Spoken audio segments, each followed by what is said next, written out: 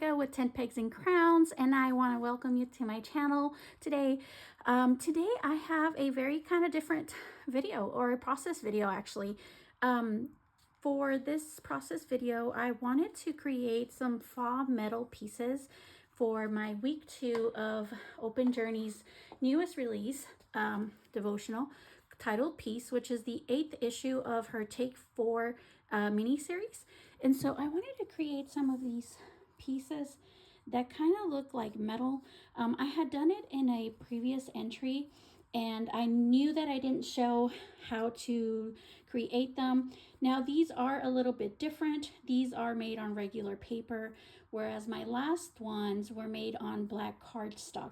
And if I can go back and redo this ones, I would probably do it with black cardstock instead of regular paper. I just think that the finished product looked better when you began on black paper or cardstock. So all I had was gray, and so I just kind of made it work. So what I used for this was the Sizzix 3D texture, and this is the one with the like alphabets. And so Ingrid kind of has some of these, but hers are so much prettier. But I wanted to recreate that. She does have some that say Peace in her digital files, in the digital file kit, which if you purchase a physical kit, you actually get 50% off and you get tons of extra stuff in there. But if you don't have her files and you have this, you can actually create your own little faux metal pieces. Now for the word peace, since it is just the alphabet, I did have to create 2 of these, just so that I can use the letter E twice. So but I don't mind, because now I created some more, and I just went ahead and tried to do them all at one time. So now all I have to go do with these is go back in and kind of tint in the middle a little bit of black, and then cut them up. And then now I have, you know, some prepped faux metal pieces for the future if I need them. So it's a great way to actually just create a ton at a time, just to be prepared ahead of time. But I want to invite you to come along and see the process of how to create the little faux metal pieces. So let's get started. Okay, so before we get started, I do want to say that I did create one whole piece off camera before I started to record, and then that's when I decided to record. So because I wanted to show you the process of what it all looked like. So I have the Big Kick, I guess, die cut or embossing folder machine, or whatever this is called. I got mine at a store called Tuesday Morning, which is no longer around. I think they filed for bankruptcy. But it came with the little plates and everything and the instructions. So this is the only darkest piece of paper that I had, and so that's what I was going to go ahead and use. I did spray a little bit of water because I have heard that it makes the embossing printing much better without ripping or breaking through your paper. So I kind of sprayed it lightly with some water on the back, and then I put it on the embossing folder and cut off the excess. So when I ran it through the machine, it didn't have any problems sliding in and out. So these are the little cracks that I was talking about. So when it actually didn't happen on my first paper as much. On this one, and I actually thought that on the first paper I had added too much water. So this one I kind of went light, but then I realized that it wasn't enough, that probably adding a little bit more was better. Now mine is probably not the best tutorial on how to create these faux metal pieces. There is tons and tons of videos on YouTube that are probably better suited and better qualified than mine are. But when I went through those videos, they all have strong suggestions as to what colors and what mediums to use. I have a theory that you know, sometimes you create the best when you work with what you have, instead of having to purchase all the things because everybody is using them. So sometimes you're more creative when you're limited. And although I didn't have all the mediums or all the colors and all the mediums that were suggested, I may do, and I actually really liked, you know, the final outcome, the end result of the faux metal pieces that I created. like, I know I suggested this at the beginning of the video, or I might have mentioned it. I didn't have dark paper. So some people actually on some tutorials create on white. I guess their background is white, and then they build layers. I found that starting off on a black cardstock probably gave me the best final look versus using this gray paper. I don't know if maybe it was just the color or the fact that it was paper versus cardstock, because maybe the cardstock, you know, can hold more liquid, I guess, more water.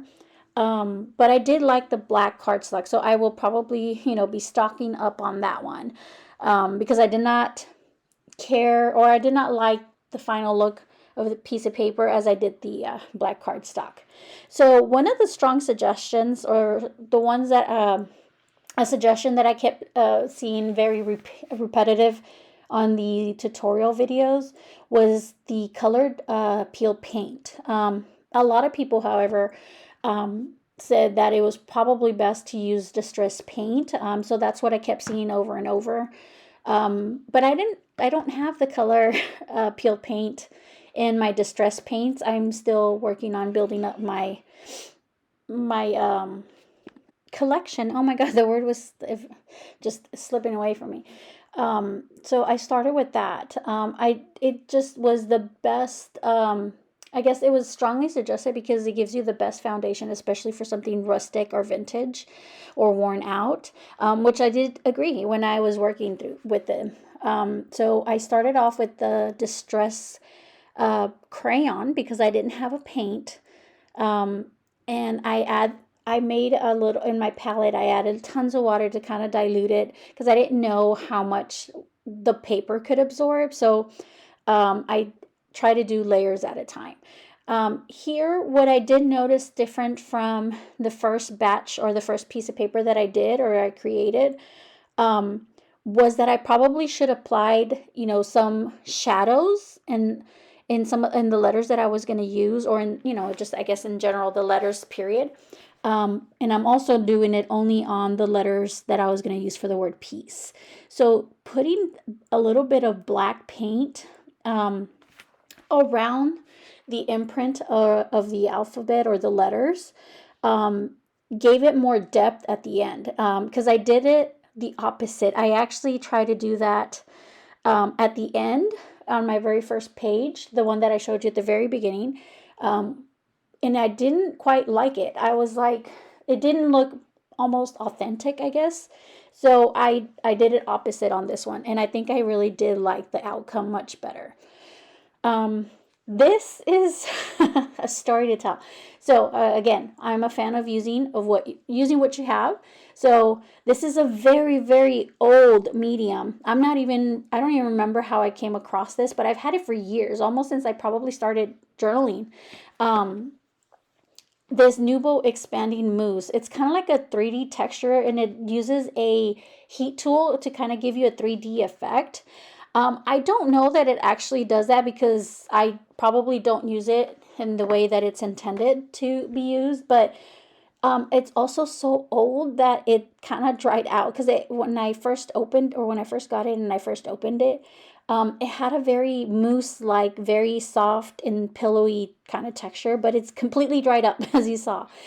So what I did is just kind of scrape off a little bit of pieces into my palette and then added water to kind of dilute it in hopes in that it would work and I would, you know, activate it, I guess. But before I applied it, I went ahead and made sure to use the heat tool to kind of dry up a lot of the water that there was on the paper, because again, this is not cardstock, it's also not watercolor paper, and I did not know how it would hold up with a lot of, I guess, you know, just it's paper, it's going to disintegrate with water.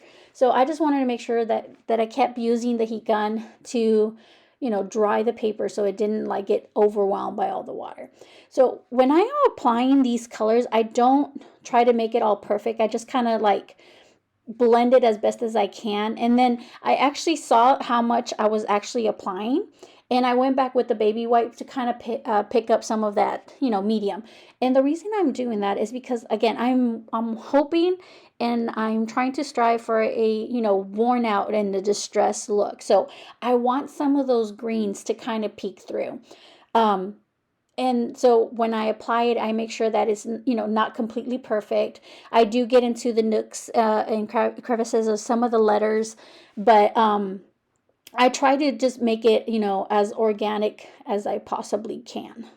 And also because this is going to require layers. So it doesn't all need to be put down at one time. So you're going to see me go back in with the green and then go back with the I guess the Nuvo metallic color. It was kind of like a goldish color. And then I go in with a little bit of the Stress Paint and brushed pewter, I think. And it was actually very intense. I did not expect it. Again, I hadn't worked with the distress paints to create that faux, you know, look technique. So I actually had to water it and dilute it a little bit more. And so since you're applying layer after layer, it doesn't have to be perfect because you can always come back in and add a little bit more green or a little bit more, you know, silver or a little bit more gold to your liking. And you want all of those colors and to kind of work in sync, and you know, you want them to be, you know, just to have some of it peeking through, you know, kind of like you would when or you would see when you see like a rustic metal or a rusted metal or distressed metal. You know, you have those greens, those reds, those orangey colors in the background. I did almost use orange, but I'm not always the biggest fan of orange. And I do shy away from it. It's a very intimidating color to me. So I opted not to use it, even though a lot of tutorials are, they strongly suggest to use that because it is a very rustic, it's very ideal to use it for a rustic look. I, however, am very intimidated by the orange. So I just opted out for the golds and the metallics and the greens because I felt like that was a safer play of colors for me. Also, in case you haven't noticed, I am mixing some of the Nuvo expanding mousse, the metallic, with my silverish color because the silver was really bright still, even though I was applying it. So I was kind of toning it down and knocking it back with some of that brown or gold color because I didn't want it to be completely like, you know, super bright, like a super brand new metal. Now, because we are applying layers and especially using metallics for layering, I noticed that some of the impressions of the letters were starting to kind of blend in with the paper. I'm not sure if the camera actually captures that. As I'm editing, I can I can see the letters just fine from the camera angle. However, in person, I was losing all of those small details. And so I just went back in with a little bit of the black distress paint and went into the crevices of each letter, more specifically the letters to spell out peace, since those were the ones I was going to be using. So I concentrated on those. I will go back and finish the other ones later, but I wanted to finish the letters that I was going to use first. So I go in between the letters and kind of, you know, mark around in the indentions as well, because I want it to pop. I do want some defined lines. But I don't want it to be like super, you know, sharp. I do add a little bit of black onto the overall page. I do mix it with a little bit of silver because I didn't want it to be super dark black, but I wanted it to give it like that dirty metal look as well. So I did add a little bit of that black to my overall page. I do intend to use the letters individually to create words. So I'm going to use some of the black ink to go around and kind of trace along the edges of every set of letters. Now, every letter has its capital and small letter in one little section. And so I'm going around those kind of markings because I'm feeling like, since I'm going to cut them up and use them as individual pieces to make this one, you know, word put together. If they are individual pieces, usually the outer markings, or there will be wear and tear on the outer marks or the outer parts of each metal piece because that's kind of how I'm interpreting this. They're individual pieces, not one whole, metal plate. So I'm going to use black to create kind of like a worn out, tattered, distressed look on the edges.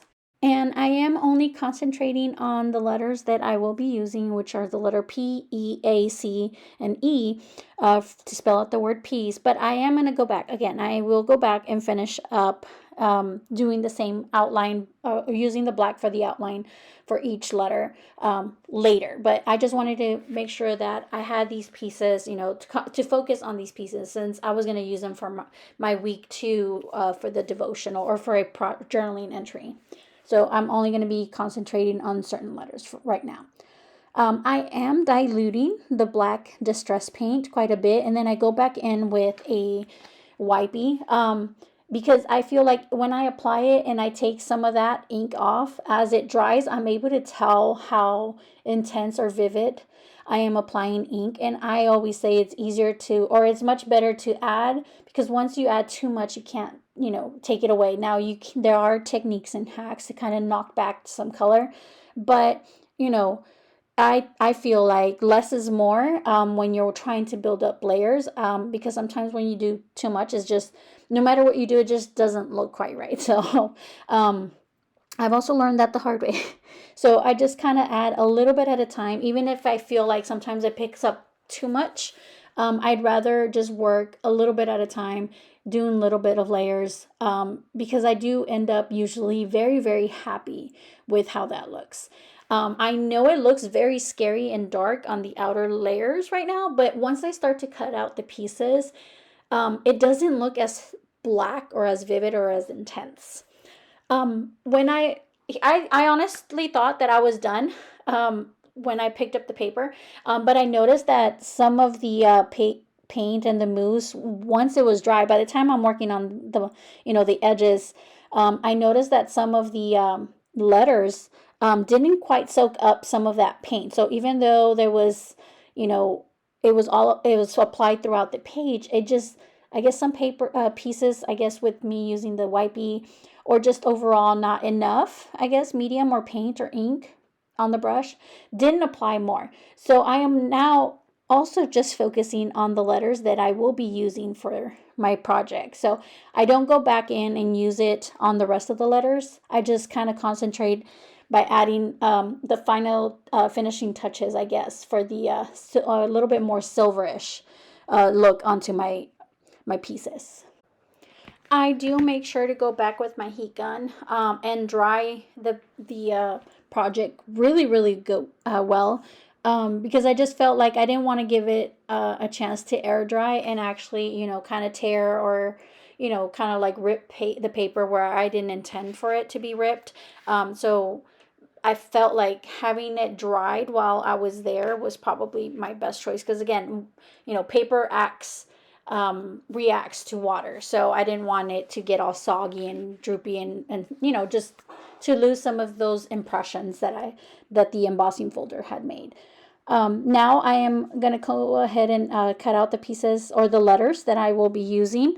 I am trying to do kind of like a jagged cut, because I want it to look like a piece of metal that's kind of been broken, or they're not usually very straight, especially when it's old. Old metal usually is very, rugged around the edges and has broken little pieces, so it's never like a smooth edge.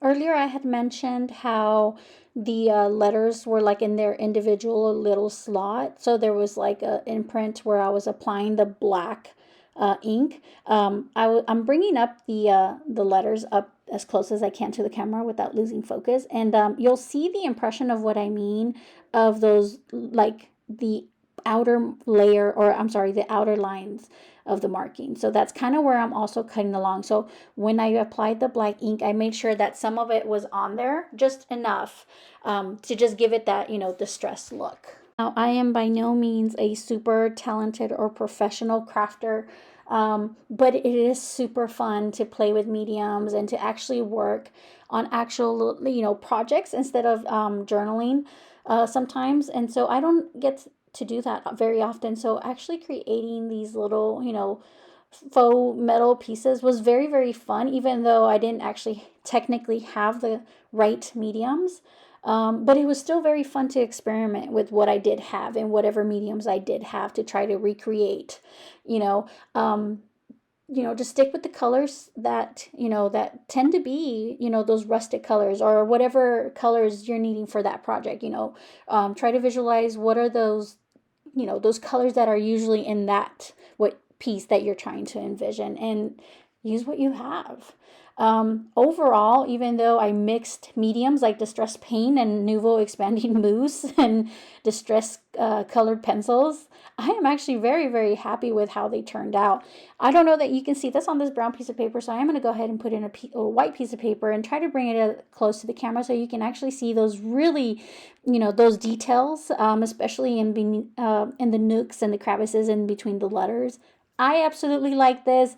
I don't know, I might be biased, but I absolutely loved it. So I hope that you enjoyed this process video. If you give it a try with your own mediums, let me know in the comments and let me see what you create. And until next time, hope to see you around.